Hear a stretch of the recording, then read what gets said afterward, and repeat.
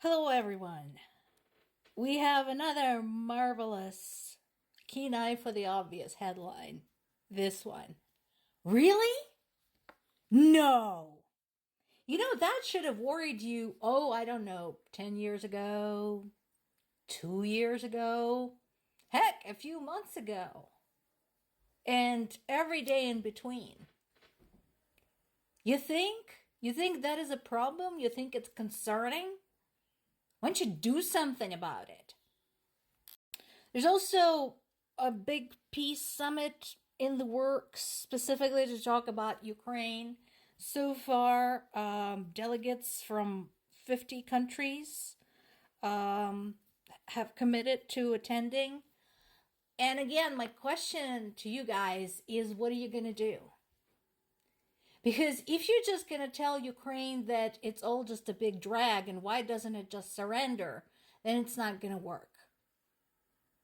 Because again, before saying anything like that, go reread History of World War II. Strongly recommended. Because it's like, as a humanity, we haven't learned a damn thing because this all happened. There have been agreements, there have been peace talks, there have been summits, there have been surrenders of territory, and then 50 million people died. We don't want that to happen again. It's hard to get information from the front lines right now because, situation changes literally on an hourly basis. And that is something I know personally from my family members who are at war right now. When it comes to the, priority between talking about the war and actually fighting it, fighting kind of, takes the first place. There's still some lack of clarity about when the aid is coming, where it's coming, what it's going to contain, and so on and so forth. While he did cancel all of his foreign trips, Zelensky continued to talk to foreign leaders, begging them basically to save the lives of Ukrainian soldiers and civilians. There's probably going to be more coming on the subject. Putin gave another big interview and, of course, blamed everybody but himself for the war in Ukraine. I have no idea what Western elites have to do with the fact that he decided to invade Ukraine 2 years ago, actually 10 years ago. So if you ever meet him, ask him, because I'm not clear on that. And then, of course, he went to visit China, where he and his BFF, Xi Jinping, lavished praise upon one another. And that brings me back to the subject of China. I said this before, everybody had these great hopes for China to be sort of an influencer, a peacemaker, a mediator between Russia and Ukraine. And those of us covering these events basically said right then and there, not gonna happen. Case in point. They're buddies. It's not in China's interest to stop supporting Russia. Don't you get it? No. Stop hoping that China is going to do it. Do what you can to start ending your dependency on Chinese goods. And the fact that we still have any kind of trade with Russia is freaking outrageous.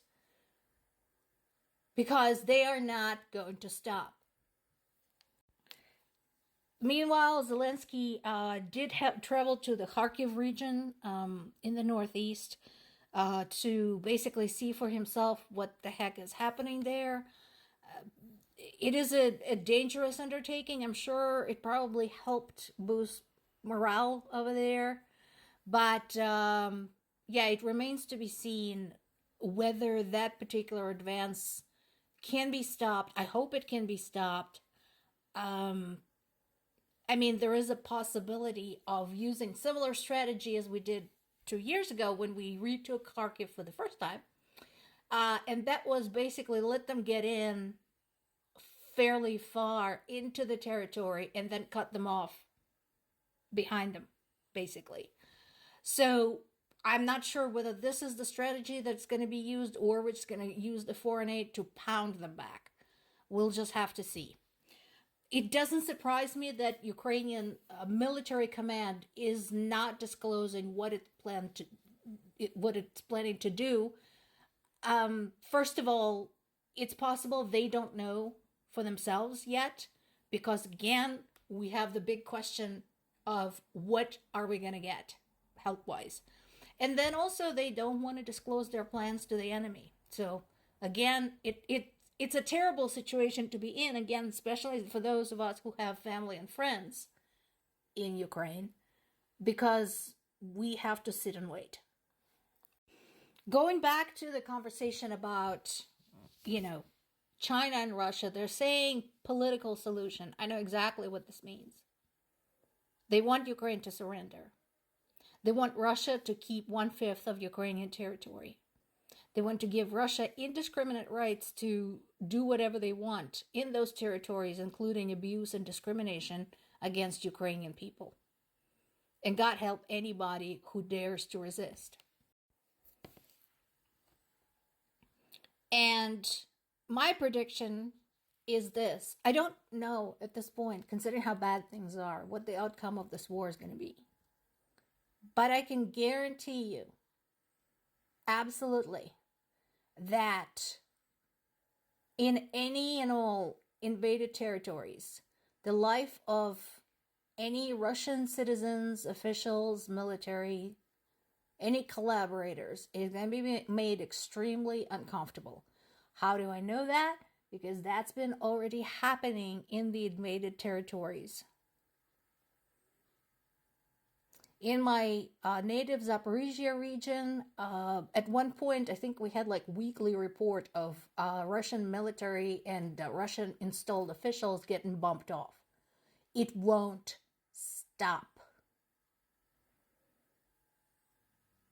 One of Putin's advisors, I think military advisors, said that Russia should back away from Ukraine for good, because by staying there, they would unleash the biggest partisan war in the century. And I think he's right. I don't know if this guy is still alive saying stuff like that, but he was right.